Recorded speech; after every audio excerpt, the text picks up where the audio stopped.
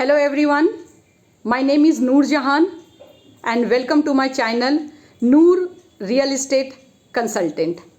आज मैं छोटा वीडियो लेकर के आई हूँ और आज मैं ऐसी टॉपिक में बात करूँगी जहाँ पे लोगों को इसके बारे में जानकारी नहीं होती है। तो आज मैं सबसे पहले ये बताऊँगी कि अगर आप एक ज़मीन खरीदने जा रहे हैं तो आपको कैसे पता चलेगा कि जो लैंड ऑनर है वो आपसे एक सही अमाउंट चार्ज कर रहा है कि नहीं कर रहा है। फॉर एग्ज़ाम्पल मान लीजिए आप एक ज़मीन खरीदने गए हैं और उसका रेट 1 लाख रुपए है। क्या पता सामने वाला आपको कह रहा है कि नहीं 3 लाख रुपए दो, 4 लाख रुपए दो। तो आपको कैसे पता चलेगा कि जो रेट वो मुझसे मांग रहा है ये सही रेट है भी कि नहीं है। तो इसको पता करने का एक तरीका ये है, मैं वेस्ट बंगाल की बात कर रही हूँ। वेस्ट बंगाल में एक पोर्टल है बांग्लार भूमि। अगर आप गूगल में टाइप कीजिएगा बांग्लार भूमि तो वहाँ पे आपको ये पोर्टल खुल के आ जाएगी। ये वेस्ट बंगाल की पोर्टल है और आप यहाँ पे जो सेलर है, जो ज़मीन आपको सेल करने के लिए आया है, जब आप उसका डॉक्यूमेंट लीजिएगा तो उसमें एक खतियान नंबर होगी। जब आप उस खतियान नंबर को जब आप एंट्री कीजिएगा ना तो आपको पता चल जाएगा कि उस ज़मीन की एक्चुअल कीमत क्या है।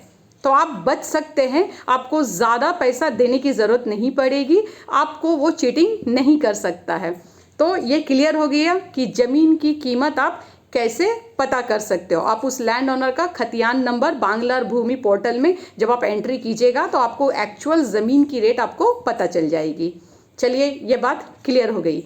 दूसरी चीज़ है, अगर आप कहीं भी ज़मीन खरीद रहे हैं तो मेक श्योर कि आप उसका प्रॉपर मेज़रमेंट आप उसको करवाइएगा, उसका प्रॉपर नापी आप उसका करवाइएगा, प्रॉपर मेज़रमेंट आप उसको करवाइएगा। और ये मेज़रमेंट कौन करेगा? ये मेज़रमेंट आप खुद नहीं कर सकते हो। आपको लग रहा है कि मैं खुद इंची टेप लेके खड़ा हो जाऊंगा और उसका मेज़रमेंट कर लूँगा। नहीं, ऐसा अगर आप कीजिएगा तो आपका डॉक्यूमेंट रजिस्ट्रेशन भी नहीं होगी।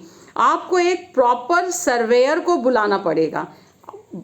वो गवर्नमेंट सर्वेयर भी हो सकती है या फिर वो कोई प्राइवेट सर्वेयर भी हो सकती है। वो सर्वेयर आएगा वहाँ पे और वो आकर के प्रॉपर मतलब उस लैंड का मेज़रमेंट करेगा और वो आपको एक डॉक्यूमेंट बना के देगा कि इसका इस ज़मीन का मेज़रमेंट, इस ज़मीन का साइज़ क्या है। 1 कट्ठा ज़मीन है, 2 कट्ठा ज़मीन है, 3 कट्ठा ज़मीन है, कितना है। क्योंकि हमारा वेस्ट बंगाल में और झारखंड में और बिहार में हम लोग इसे कट्ठा कहते हैं। 1 कट्ठा मतलब होता है 720 स्क्वायर फीट। तो आपको मेज़रमेंट आपने करा लिया सर्वेयर से, ठीक है।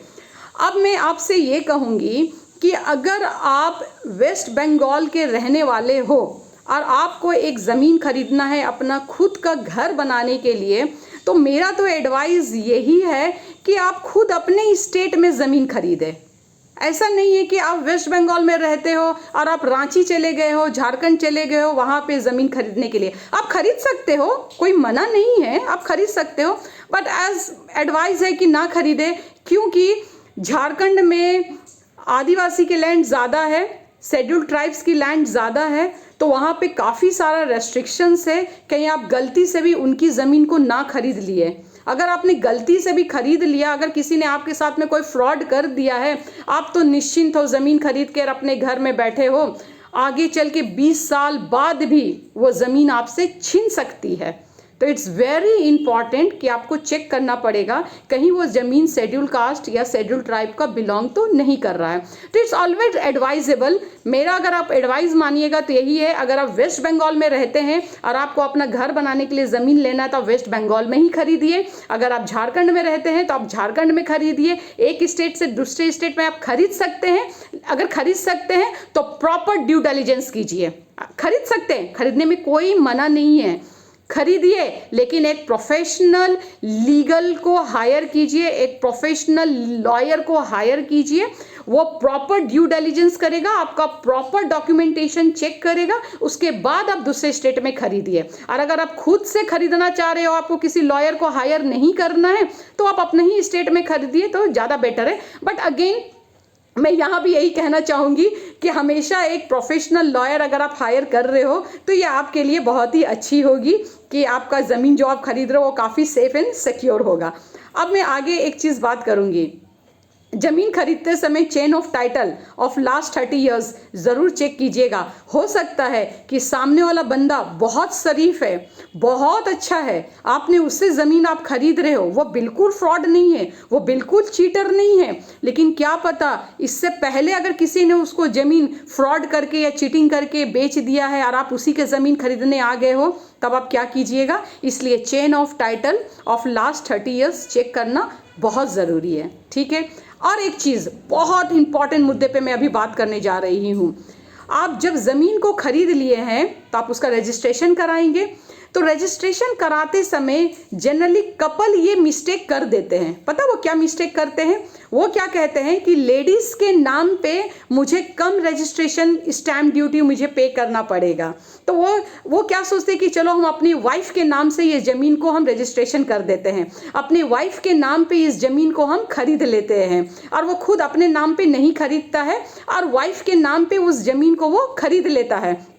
क्योंकि जब वो रजिस्ट्रार ऑफिस में जब रजिस्ट्रेशन करने जाता है तो उसको कहता है कि अरे अपनी वाइफ के नाम पे कर लीजिए, आपको कम रजिस्ट्रेशन ड्यूटी आपको पे करनी पड़ेगी। तो इस लालच में लोग क्या करते हैं कि वाइफ के नाम पे ले लिया।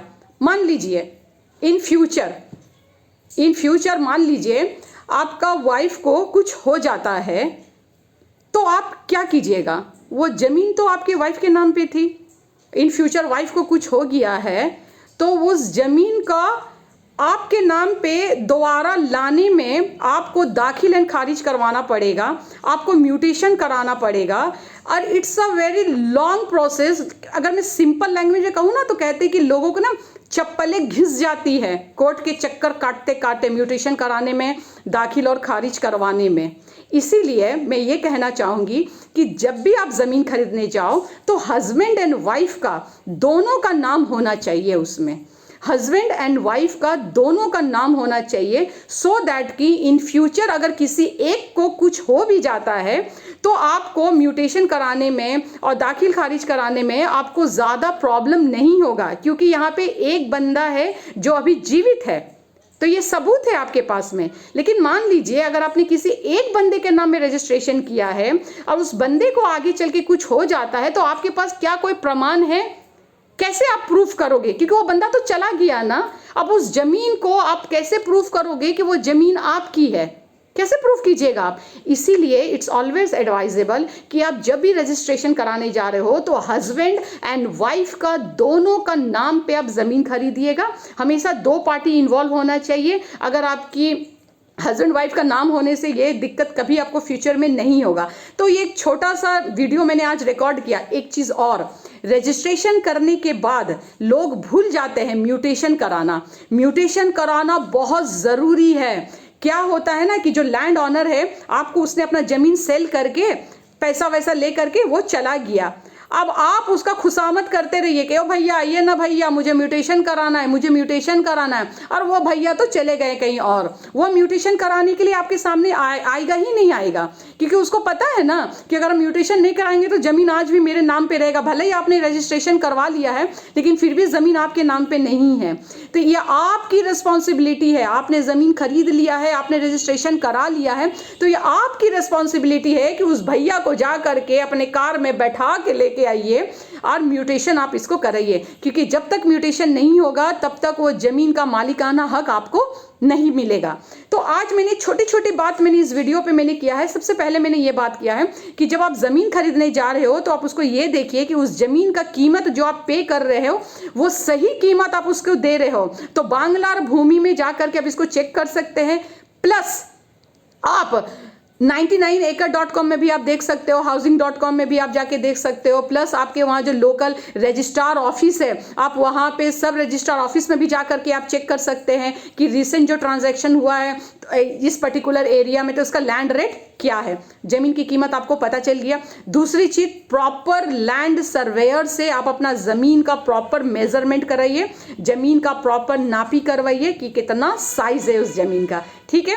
तीसरा चीज़, आप जिस स्टेट में रहते हो, अगर आप वेस्ट बंगाल में रहते हो तो मेक श्योर कि आप वेस्ट बंगाल में ही अपना ज़मीन खरीदें। क्यों जाना मुझे झारखंड या उड़ीसा खरीदने के लिए? आप जा सकते हो, आप खरीद सकते हो, लेकिन अगेन एक प्रॉपर लीगल लॉयर आप हायर कीजिए जो आपका प्रॉपर ड्यू डिलिजेंस, डॉक्यूमेंटेशन सब कुछ वो आपका चेक कर पाएगा, ठीक है। नेक्स्ट मैंने आपको बताया कि चेन ऑफ टाइटल और पास्ट 30 ईयर्स चेक करना बहुत ज़रूरी है।